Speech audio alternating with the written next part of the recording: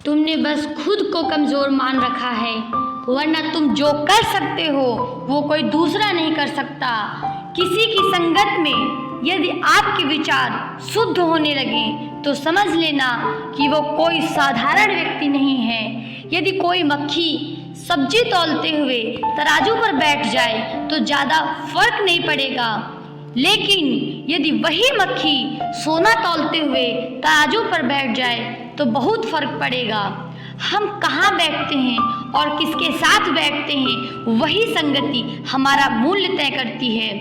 3 चीज़ें किसी की प्रतीक्षा नहीं करती: समय, मृत्यु, ग्राहक। 3 चीज़ें याद रखना बहुत जरूरी है: सच्चाई, कर्तव्य और मौत। 3 चीज़ें जीवन में एक ही बार मिलती हैं: माँ, बाप, जवानी।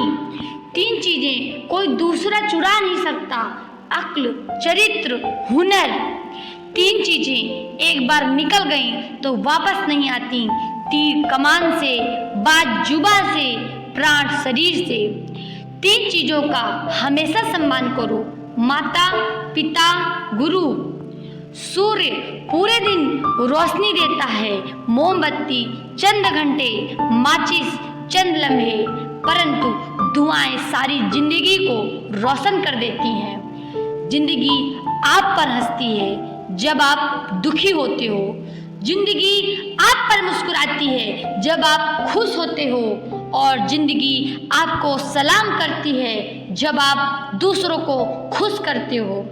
खुद को मजबूत बनाओ, इसलिए नहीं कि तुम किसी को दबा सको, बल्कि इसलिए कि कोई तुम्हें दबा न सके।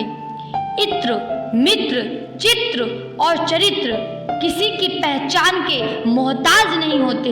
ये चारों अपना परिचय खुद ही देते हैं। ईश्वर कहते हैं, होती आरती बजते शंख, पूजा में सब खोए हैं। मंदिर के बाहर तो देखो भूखे बच्चे सोए हैं। एक निवाला इनको देना, प्रसाद मुझे चढ़ जाएगा। मेरे दर पर मांगने वाले, तुझे बिन मांगे सब मिल जाएगा।